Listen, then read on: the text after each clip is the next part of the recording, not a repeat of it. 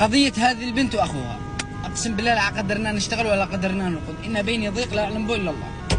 لأن أخوها من غيرته، من شدة غيرته على أخته قام قتل الرجال. كل شيء له شرف والعرض، وكلنا أحمد الزويكي. خلوها في بالكم، إذا أعدمتم أحمد الزويكي فأنتم أعدمتم الشعب اليمني بأكمله. اقسم بالله العظيم إن أنتم إذا أعدمتوا الولد هذا كأن أنتم أعدمتوا الشعب اليمني كامل، وأعدمتوا الشرف والرجولة في اليمن. دافع عن عرضه وعن شرفه وعن كرامته وعن مبدأه، هذا شرف وهذا كرامة وهذا عرض. احنا يمنيين وانتم عارفين غيرتنا وقوتنا. ليش الشرف ليش الكرامة، وهذا تعدمون انه دافع عن شرفه وعن كرامته.